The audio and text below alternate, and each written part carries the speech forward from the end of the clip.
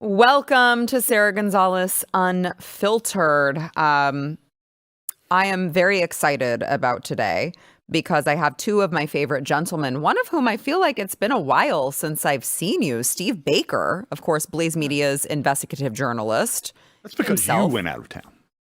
That's fair. If you recall, Matt and I offered to do a Matt Marsden takeover.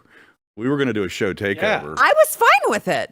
Well, then your producer goes, no, I'm going on vacation too. So, well, that was news to me. I didn't even know that they were leaving. So they just skipped town. I know. I was waiting for you guys to have your big debut. I expected you to go. You just go straight to the top next time. Don't ask my producer. Just go straight to the top. There's no replacing you. We can't. It's like we can't do it. You know, it's funny. And again, Matt Marsden, Blaze TV contributor as well. And make sure to follow him on YouTube. If you're watching this on YouTube, as soon as you're done, go over Matthew D. Marsden. Follow him as well. There's a little link in the description. But people get very mad when I go out of town, and there are some people who are like, "Why don't you have a guest host? What are you, like, insecure that someone's going to take your job?" I'm like, no, I would be totally fine with them doing it. I don't know. For whatever reason, they just... I can't think of anyone less insecure than you. Yeah, I'm like, please come do it. I don't mind at all. So it's funny to watch people's reactions. I would love to see you guys guest host the show. Let's try to make that happen now. Right. I will personally get involved next time. Can I put a wig on? You can put on whatever the hell you want. I mean, I don't know if the trans Matthew Marsden will. I don't know if the drag Matthew Marsden will go over well. Oh, you have no idea. It'd be huge. It'd be huge. So, Steve, it's been a while since you've been on here. Are you? What's? You've always got something cooking over at theblaze.com. What's going on? Yeah, well, I got special dispensation from our editor-in-chief, Matt Peterson, to I not really break a story here, but to offer the tease before the tease of the story. Please. Yeah. So there's something that I've been working on for about 7 or 8 months now. That is, I think, maybe the biggest story of my life, and in terms of what we know, what we've learned about January 6th. And when I say I've been working on it for 7 months, this was the start of this particular version of the story, but I've been working on, not knowing I'd been working on this story for 4 years. Yeah. I wrote a story published on my own blog back before I was with the Blaze that was entitled "Who Was Up the Chain on January 6th?" And that was published on February 24th of 2021, just 6 weeks after January 6th. And I'd already begun probing who was up the chain at that point. Now, over the course of 4 years, obviously, we've had so much more information. We've had so much more access to video. We've learned so much more about all the different characters and players. But there was one particular name that in all of this work, all of this time, not myself, none of the other big January 6th investigators, I could rattle them off, or the viewers know who they are, have ever come across this particular name. And what happened was, when Joe Hanneman and I did our series of stories on the first assassination attempt of Trump back July 13th of last year, and of course the kid that pulled the trigger was Thomas Crooks, and we had some of our special forces and intelligence community guys that were telling us that in Thomas Crooks, they recognized their own handiwork. Because this is what they do in terms of developing and grooming disaffected young men overseas. And we talked about that on your show. So turns out that there's another active member of the intelligence community who I'd never met or had any association with. And he reached out to me during this series of stories to compliment us. Turns out he's been a Glenn Beck fan going back over 15 years. Actually, there's an intersection there, which I can't talk about. Then there was, so he's a Blaze subscriber. Right. He reads our stories. Hello, whoever you are. and he reached out and he said, by the way, yes, you guys got it exactly right. He said, because when I saw this event, I recognized my own handiwork. And so, okay, I don't know the guy. Sure. So we start developing the relationship, the rapport, the vetting, all of that. I vetted him successfully. He gave me just enough information so I could, check out his druthers. And in the course of developing this relationship and chatting back and forth, one day he said, if you really want to know what happened on January 6th, you need to look up this guy, particular name, which we will reveal on Monday morning. And he said, just go do a cursory search, get started, and then I'll help you along. And then it began.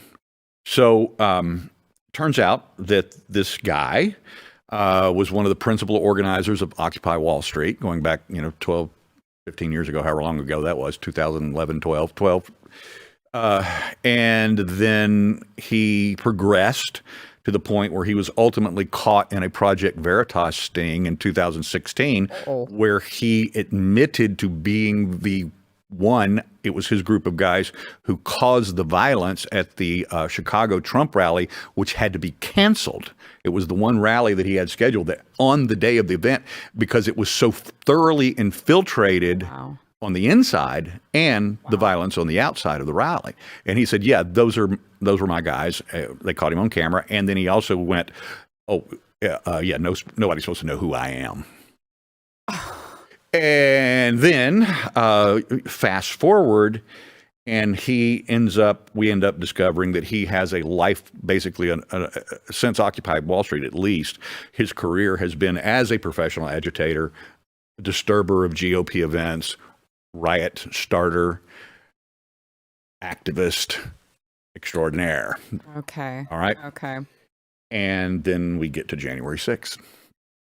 And so through the process of learning who he was or is, many other characters developed. And I have, over the last several weeks, especially now as this thing is going to take shape, I've done just hundreds of hours of interviews. I've had to travel to meet people in person. There are people talking who have never spoken to the press since January 6th. I'll give you a couple of examples. The organizers of the actual rally at the Ellipse, that was organized by an organization called the Women for America First. And the two ladies that organized that, Amy and Kylie Kramer, they go all the way back to the very beginning of the Tea Party, and they have done thousands of rallies, GOP rallies over the last decade and a half, and culminating at what happened at the Ellipse. Well, after that, I mean, they're like so many other people, their lives were destroyed. And they've not been in hiding for 4 years, but they have not granted a press interview about January 6th, not one since January 6th. But they're talking to me now. So they're talking to the Blaze. And that's because of this information that we have revealed to them. And basically, what we're going to be showing over a series of stories here is that not only do we know who the agitators were, who likely paid them, but also that the organization that started and planned the rally itself was thoroughly infiltrated by leftist agitators. And so this is going to be leftist agitators that had ties to the government. We'll have to people in the government find out on Monday. Two people in the government, yeah. But it's and I will tell you, every single day this story gets bigger. So part one is just going to be introducing a very small handful of characters. The primary figure that I've alluded to already. We're going to introduce another individual who also had very close ties to the Kramers since the Tea Party days, but also with this DNC operative. Okay. Over the same amount of time, he had parallel relationships over this entire time with them. We'll eventually introduce the security company that worked at the Ellipse for Women for America First that day. We'll introduce some other ancillary characters. And as I said, every single day that we dig into this, the story gets bigger and bigger and bigger. More and more people are wanting to talk, because as we ask questions and then they run off and say, hey, this guy Steve Baker from The Blaze is calling me. And then all of a sudden other people want to talk. Yeah. And I should just give you the very last tease. I asked one of the principals in the first story here. I said by name, the guy who I have not named, I said, are you afraid of him? He said, I'm terrified of him. I said, why? He said, you know his history. He's probably the most immoral person I've ever met and dealt with in my life. He will do anything to cover his tracks. And I said, okay, but why are you talking to me? He said, because he has to pay for what he did to all of us on January 6th. Wow. So there's your setup. I have to wait till Monday. I might view an advance copy. Okay, I would love an advance copy, and then Monday come back so we can talk more about the details. You guys think that I don't have the details right now. He did not tell me beforehand. So I'm just as ready as you to find out the rest of the story, as the great Paul Harvey used to say. But it's interesting you saying this, because we look at today with what yesterday Chase Geiser of InfoWars got swatted for the second time in 12 hours. The time before was, during the day, I believe, and then it was in the middle of the night. And then we move into today, the independent journalist Nick Sorter, his family was swatted. And then a couple hours later, you had Gunther Eagleman, who is, of course, a figure on X, who was swatted as well at his home. And you look at just the disgusting ways that the left will do anything. They'll go to any length. They'll infiltrate whatever group they need to. They will break whatever laws they need to. They will call and pretend to be you, claiming that you are about to murder your entire family so that a SWAT team shows up at your house in the hopes that they kill you. I mean, that's really what it is, right? That's exactly right. They want something to happen so that the cops kill you. That's the entire reason that someone does something like that. And so you just look at the ways that they are. I don't even want to say, usually I say the left is 10 steps ahead of us in anything. But with this, it's like, it's not even 10 steps ahead, because we don't operate that way, right? Like, we don't infiltrate so that we can urge people to commit crimes, so that we can get people in jail for decades of their lives, even though they didn't really do anything wrong, so that we can try to get them into some entrapment, hey, let's go kidnap Gretchen Whitmer over in Michigan, even though there are more FBI informants than there are actual people that they are prosecuting. I mean, we don't operate like that, but they do. They do. They're playing the long game, and they're so evil and cunning and manipulative that they do operate that way. And so you see all of this, the culmination of what you're talking about, and the culmination of all of, the swatting, like, I know these people. I was texting with Chase the other day, and I'm like, are you okay? Is your family okay? Your wife must be terrified, because even me, I'm like, they seem to be picking independent-ish people who are really telling the truth, who are not afraid to go into the lion's den and tell the truth. And I'm like, who knows who the next one of us is going to have that happen to? Well, it could be any of us, literally any of us sitting at this table. It could be. Yeah, part of the issue, and I've gone on about this over and over and over again, is that conservatives do not back their own. Yeah. And that's a problem, because the left, they'll look at someone like you, Steve, and you'd have an army behind you. supporting you, defending you, and conservatives. Now, of course, I don't mean the people that watch The Blaze and follow us because they're different. But for the most part, people go, well, that's your job. How many times have you got that when you've gone to the Drag Queen Story Hour on the weekend? And people go, well, that's Sarah's job. I'm like, actually, it's not Sarah's job. Sarah's doing it because she really believes. It's funny because when you were talking about that, I was like, how many Democrats have been swatted? How many Democrats have ended up going to jail? How many it is such asymmetrical warfare. And they know for the most part that they're not going to get any pushback from the right. Now, Trump has come in and MAGA's come in now, and he knows what's up, right? Because he's the ultimate example of this. We're going to go after you. We're going to take your businesses down. We're going to accuse you of all these things. We're going to impeach you twice. We're going to try and kill you, right? And then, by the way, this is the difference. That's the difference between him being here and not being here. So to your point, Sarah, yes, they want you dead. And I think that people, especially in the conservative movement, they've got to wake up. If we do not have a coherent whole, and this is part of the issue, right? Because a lot of people go, well, we're conservatives, we're rugged individuals. You know, but yeah, try and be a rugged individual in a foxhole. It doesn't work. Like, if you don't see what's going on right now, look at what they did to you, dude. And I'll tell you this, I hate to say it, if Steve Baker would have gone to jail, nobody would have given a shit. That's the truth. That's the truth. Because you know what? Have we heard people going out? There might be a few, but the people that got thrown in jail for January the 6th. Well, and to your point, I would say, I mean, there were very little. It was like Marjorie Taylor Greene was the only one in Congress during the Biden regime that was still talking about the January 6ers who were still in jail, waiting on their trials in completely inhumane conditions. Nobody wanted to talk about it.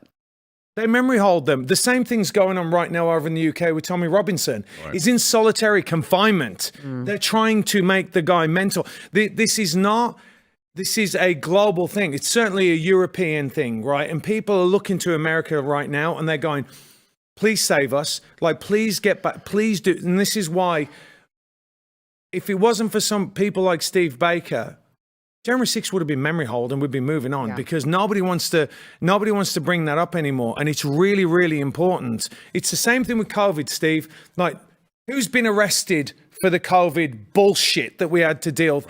Nobody. Nobody's been arrested. The fact that Biden went out and pardoned his own family, pardoned all these different people preemptively should tell you everything you need to know. What we need, and I'm hoping that the cowards in Congress, because that's what they are. They're cowards in the Congress, and all the rhinos need to get their shit together and start defending the American people. Because if the founding fathers came back and they saw what was going on right now, they would literally be taken up arms. I'm not saying that that's what we should do. I'm not at all, of course, right?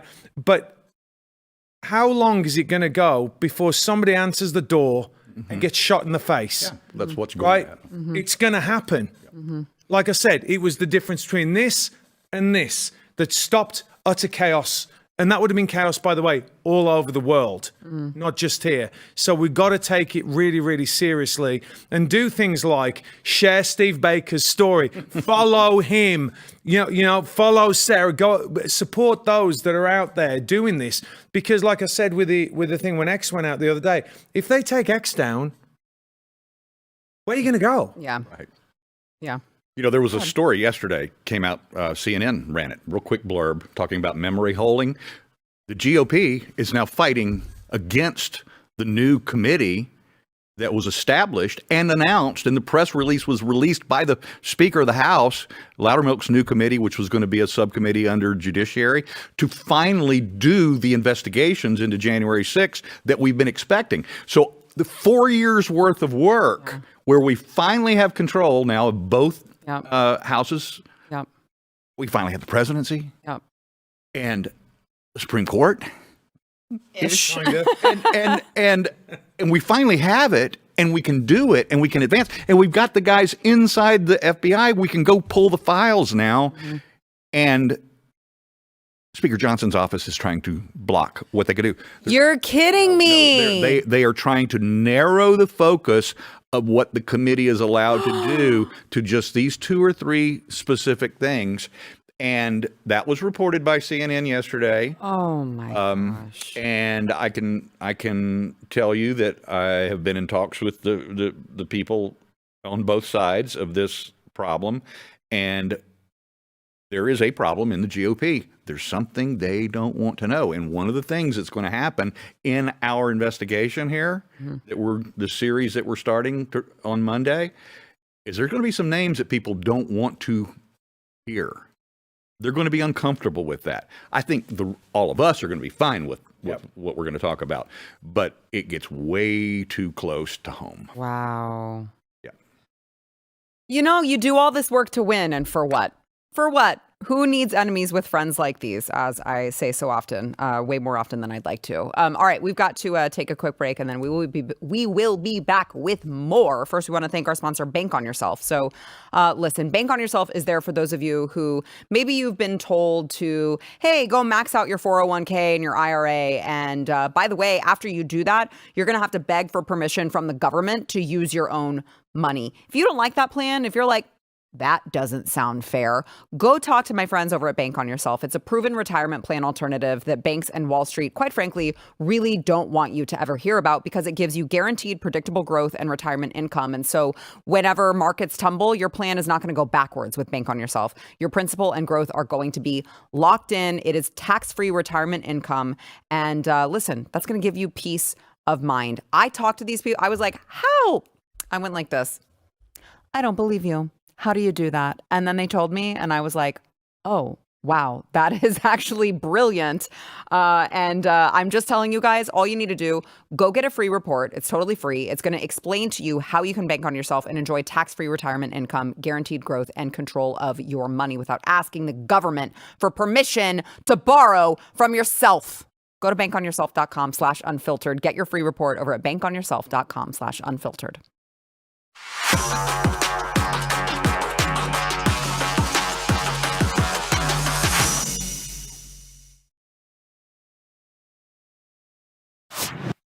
So a little bit of, well, I would say sad news, at least for me. I'd love to hear your thoughts. The White House today, just earlier this morning, pulled the nomination of Dave Weldon for director of the CDC.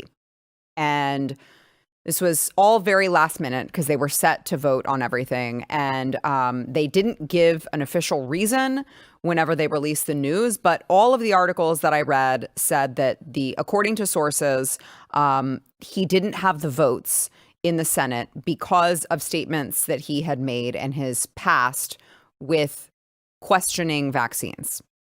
Now, I find this very hard to believe because you just have like the OG RFK of questioning vaccines in RFK Jr., who is now, I mean, RFK would just be his boss.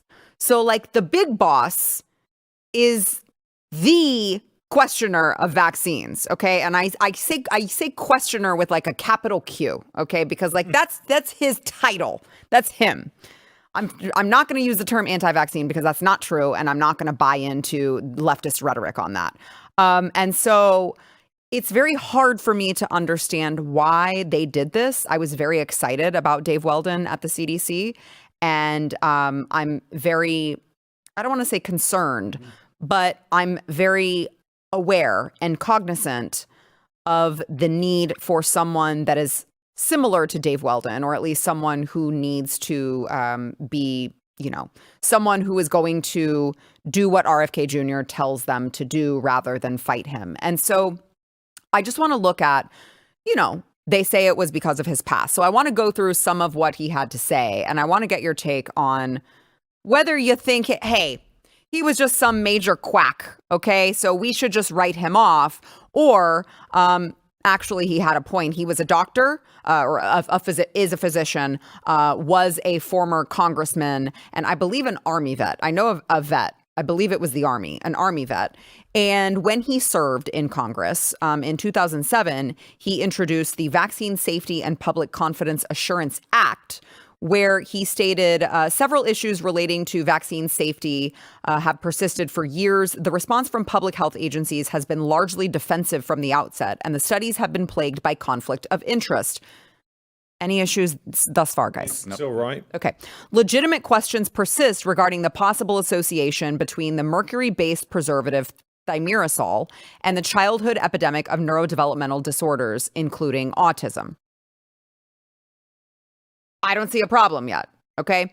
So the same year, he co-sponsored legislation with a Democrat, by the way, to ban mercury from vaccines, specifically thimerosal, which again is a derivative of mercury. So they used to say mercury is banned from vaccines because the ingredient doesn't say mercury. It still says thimerosal. If it still says thimerosal, you still have mercury in your vaccines, just so you know. And so he said in 1999, the Public Health Service and the American Academy of Pediatrics recommended the removal of thimerosal from child vaccines. 8 years later, thimerosal, which is 50% mercury, still remains in some childhood vaccines, particularly the flu shot. Over the past 2 years, the CDC has significantly expanded the pediatric flu vaccine recommendations, significantly increasing the exposure of infants and children to mercury-containing vaccines. Today's bill sets in place a date by which mercury must be removed from all vaccines, which, of course, we know the end result of that. But so I just... you look at this and you look at what he was concluding, which is, hey, we should be careful with our children. We shouldn't put, I remember when we used to have mercury in thermometers. You guys remember this? Of course, yes. I'm aging myself, I'm sure. But I remember when I was little and we had a thermometer that fell on the floor and broke. Yeah. It was glass. It broke. And everyone in the house was like, don't go, don't touch it, don't go, leave the room, don't go in here. We got to get gloves. We got to handle it very carefully. And so we had that protocol when it was on the ground and you might touch it, but injecting it into a newborn, somehow totally okay. All right. And so you just look at some of the literature that has come out since Dave Weldon started giving these warnings. Okay. A 2008 study on infants published in the Journal of Neurological Sciences found that exposure to mercury from mercury-containing vaccines resulted in consistent and significantly increased rate ratios observed for autism, autism spectrum disorders, tics, attention deficit disorder, and emotional disturbances. There was also another doctor who has looked into this extensively, links between the vaccine and all of the additives and adjuvants in vaccines, Dr. Paul Thomas, who stated, in my residency, that being a 3-year period, I saw only a couple of autism cases. That changed dramatically in the late 1990s and early 2000s. In my private practice, I was seeing and referring a child almost monthly for evaluation of clinically apparent neurological disorders, with autism being among them. In 2003, while listening to multiple presentations at a medical conference on autism, I was struck with the fact that the children they were talking about had received vaccinations with thimerosal. And so when you look at that, coupled with the epidemic of autism now, I mean, look at this chart, guys.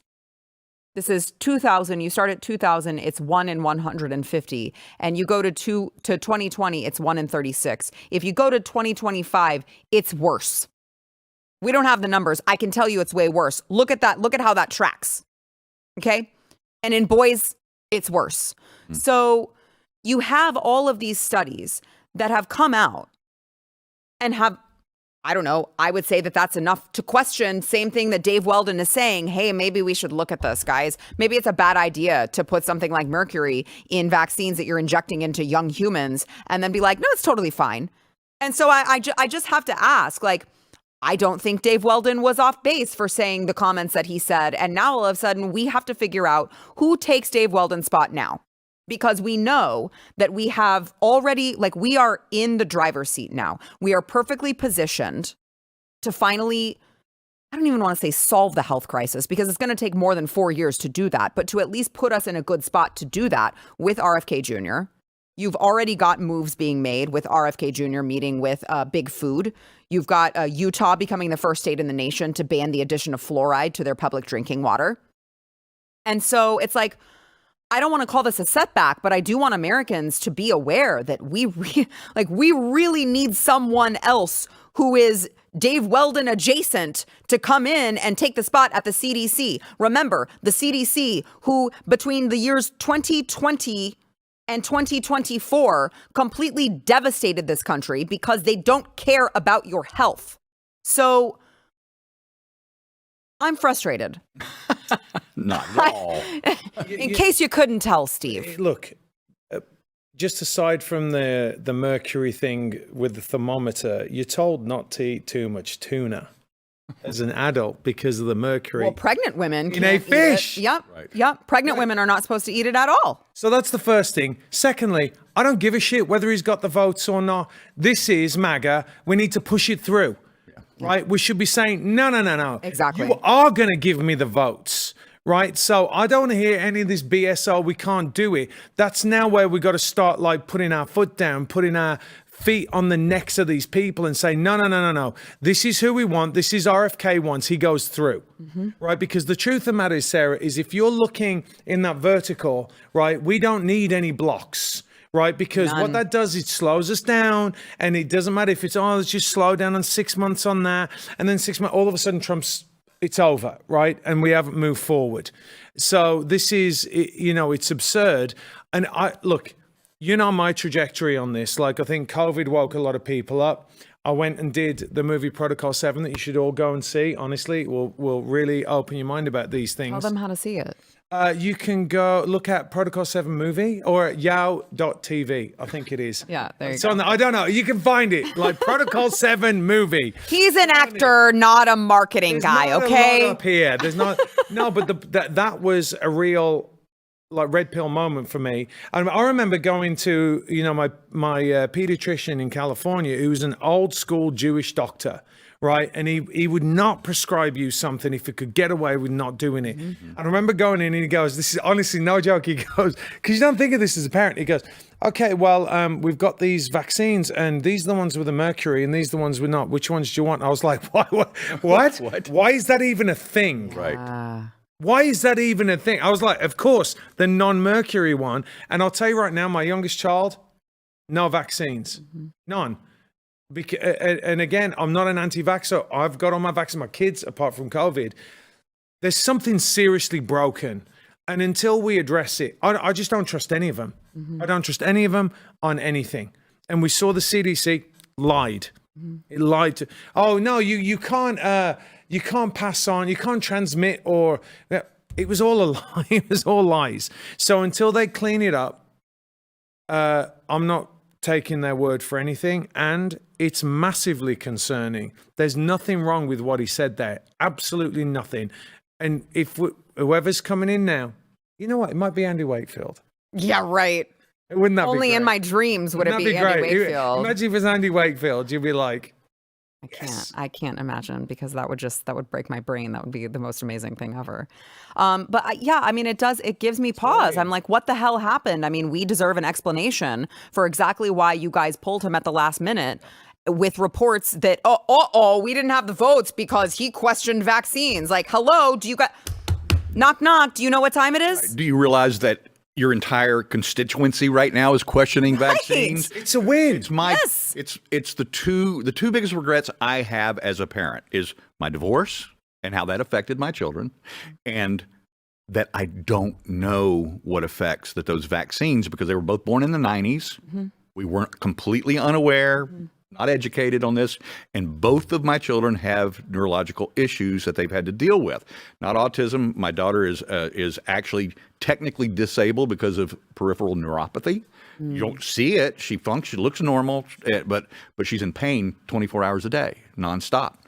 And then my son has the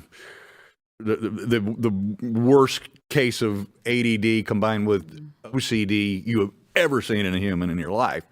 I mean, his right brain does not communicate with his left brain at all, which is a whole nother story. But it's and there's issues there. You go back and you go, how do I know that this wasn't from the vaccines? Exactly. And so if I had known what you knew about at least the mercury part of it, these questions I didn't even ask. We didn't ask those questions when our children were born. But you shouldn't have to. Right? Because, I mean, You're right. you shouldn't have to, because what are the experts for if not to vet all of that stuff for you and give you the information that you need? And so, I mean, don't beat yourself up about it is what I'm trying to say. I understand. I totally understand what you're saying. But it's like, but that is the inherent problem, is that even if you had asked, the doctors would have blown you off. They would have said, no. Listen, we're the experts, not you. We went and we got our medical degrees. We know more than you. And we're telling you that if you don't give your child this vaccine, they could die. Because that's what you're hearing right now with the measles, which, remember, used to be this like very mild, everyone got it. The Brady Bunch did an episode about it. It was just kind of a rite of passage. And then a vaccine was developed, and all of a sudden, everyone's going to die if they get the measles, so you better get the vaccine. That's how it goes with every single development of every single childhood normal disease. Whenever they have a vaccine, all of a sudden it becomes the scariest thing in the world. I want to keep an eye on that. By the way, it is fitting that I'm drinking out of my Maha Moms Club today. SaraMerch.com if you want to join there it is, the Maha Moms Club. We got the Magas for Lovers. We got a whole bunch of stuff out there. We've got some stuff for supporting your local ICE raids as well. So just make sure that you go. Yeah, there it is. Oh, it's so cute. I love that. I want to see you guys, by the way. Yeah, I don't really care, Margaret. Those of you who have already bought this merch, take a picture of it and post it on social media and tag me in it. And we'll show it on the show here. I'd love to see you guys in your merch over from SaraMerch.com. Okay, so let's take another quick break. I know we're like totally behind because there's just a lot to get into. But I want to thank our sponsor really quickly, Jase Medical. So Jase Medical is there for those of you who understand the importance of an emergency, but maybe you don't have medication yet on your list. Well, the fact of the matter is, if you were out of your life-saving medication and there was some sort of an emergency, national disaster, supply chain crisis, and you couldn't get it, you'd be up Pooh Creek. I said it the friendly way.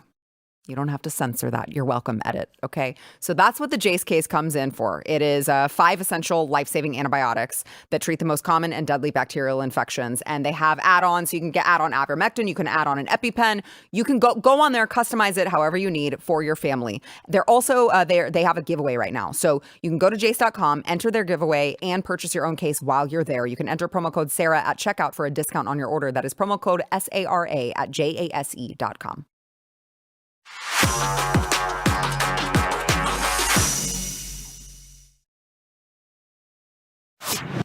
Yesterday, border czar Tom Homan visited New York's capital in Albany, where he had a message for Governor Kathy Hochul over illegal alien crime. Watch.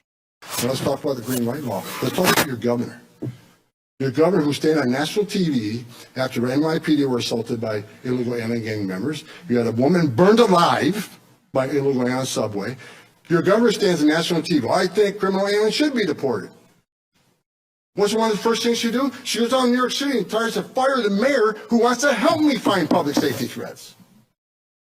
Let me give a shout out to Mayor Adams. Like him or love him, I called him up for 2 years by not doing enough. As a career cop, he wasn't doing enough. But when I sat down with him back in November, he came to the table. He wanted to help on significant public safety threats. He don't want to be an immigration officer. I don't want to be an immigration officer. But the mere fact he wants to get us into Rikers Island, where people are locked up because they committed a crime, he wanted to get federal immigration authorities back into Rikers Island to talk to illegal aliens who committed a crime against a citizen. This is all just really common sense, no-brainer stuff that we're talking about. And yet the lawmakers in the state of New York are just so incredibly deranged that they just can't help themselves in their hatred of Tom Homan for trying to make America safer. And I want to play a clip here of some of these New York state senators with their reaction to Tom Homan. Watch. It's not every day you come to your office and you expect you have to fight fascists in your workplace, but nevertheless, here we are. But if Mr. Homan wants to be so concerned about public safety and about criminals, he should start with the repeat offender living in 1600 Pennsylvania Avenue. The last person we are going to take advice from on how to handle these difficult issues is someone like Tom Homan, who associates with known racists. We need to make sure that we understand what is happening here. What we're seeing is what dictatorships do. These are not people who love the America that we love. These are not the people that defend the America that we defend. These are the people that want a different America. These are white supremacists who do not want the diverse, beautiful America that's in Queens, that's in the Bronx, that's all across the state and all across this nation. That thumb is like on the body of someone who does not eat gluten but accidentally had some, and it is all blown up. As what you know what, Sarah? You know that this is. The more I see this, you know, we might say that these people are deranged and they're crazy and they're this because that's the way they behave and they're illogical and all this. But with what Steve is uncovering, what is more likely, that Trump is an agent of Russia or that these people are agents of other entities that want to bring down the United States? Because none of it makes sense, that none of the people want this. So you got to look at some point and go, hang on a minute. New York's being overrun. I mean, it's even the reaction to Elon Musk, right? Like, Elon Musk is a fascist. He's a fascist. Blah, blah, blah, blah, blah. And then you're like, all he wants to do is save you money. Like, that's all he's trying to do is trying to save you money. Like, you guys money. Everyone, all of us equally.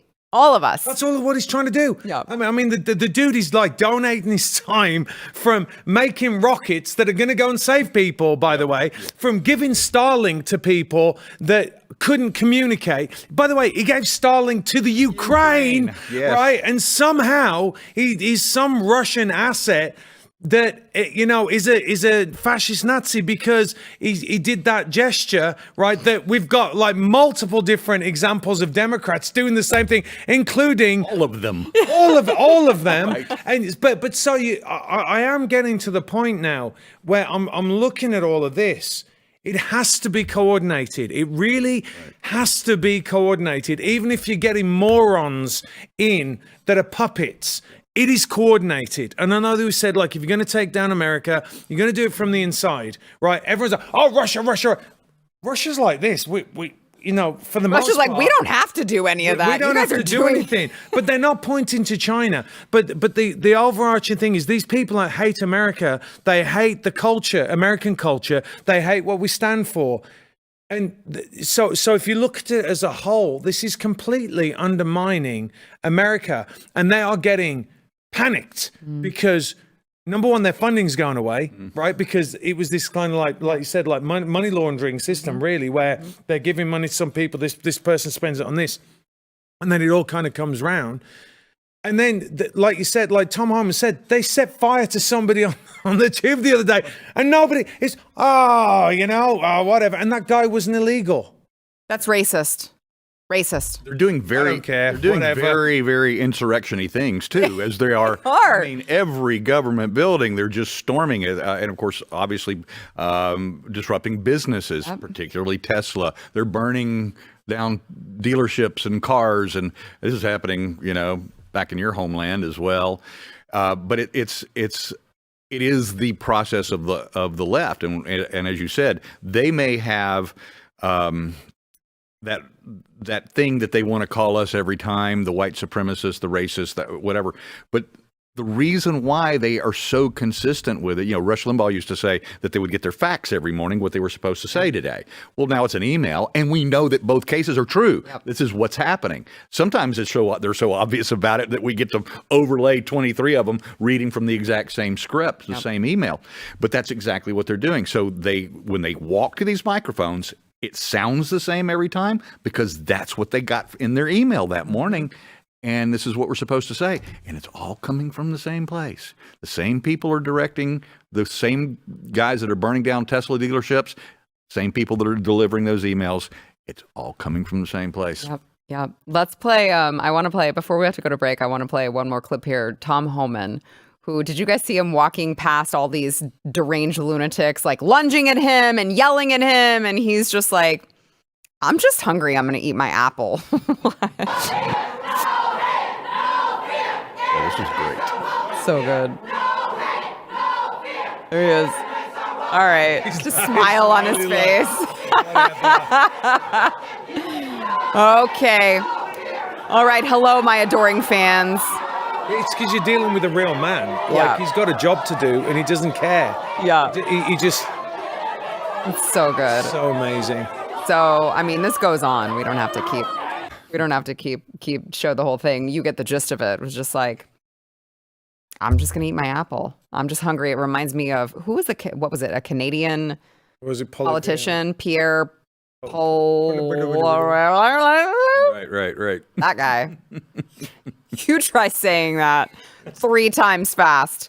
There's just something so beautiful and symbolic about just like casually eating something while someone tries their best to take you down, and you're just like, but I don't care. But we have to understand that this is unprecedented in history, that we have an opportunity now to set it straight, and we cannot take our foot off the gas, and everyone needs to get engaged. Like I said, I go on about it all the time, Sarah. As you know, subscribing and following and supporting people, it really matters because it shows to other people. It's a visible representation of support for the things that you believe in. And so that's their visual representation of support. Yeah. Right? Yeah, for sure. All right, let's go ahead. And we got one more break. First, I want to thank our sponsor very quickly, Birch Gold. So Birch Gold, my family uses Birch Gold. I have worked with these people. They know what they're doing. And the thing is we've got Trump in now, and that's great. He's going to fix a whole lot. But the economy isn't just going to just magically, just like that, be back to normal. And if you're looking to diversify, might I suggest you go talk to my friends over at Birch Gold, especially if you have an existing IRA or 401k just lying around collecting dust. They can help you convert that into a tax-sheltered IRA in physical gold. It's not going to cost you a penny out of pocket. So there's no reason not to go talk to them. Okay, they can send you a free information kit on gold. There's no obligation. All you have to do is text the word Sarah to 989898. They're just going to send you that. And if you have any questions, you can contact them and let them help you secure your future today with gold. That is texting the word Sarah to 989898.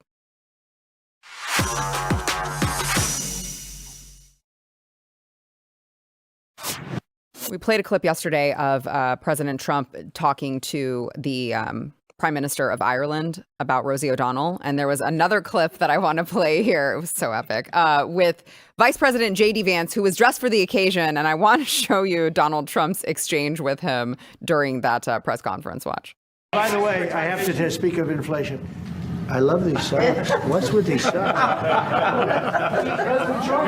It's in honor of the T-shirts. I'm trying to stay focused, but I'm very impressed with the VP's socks. What's with these socks? I love these socks. There's something so beautiful about watching their relationship grow. Great, yeah. You can tell he really, really respects and likes the guy. I never saw that with Mike Pence. Never saw it. I'm just going to say, never saw anything remotely similar with Mike Pence. And so, I mean, just imagine how that is going to remotely had a sense of humor to begin with. No, he didn't. Bad starting point. Yeah, exactly. I think that Trump really admires JD Vance as well. I think it's mutual, and you can see it. It's nice to see. You know what I think he's thinking? I picked the right guy so that when I'm gone, he can continue the America First agenda, is what he has to be thinking. And you know what? I agree with him. Thank you, guys. Thank you. See you tomorrow.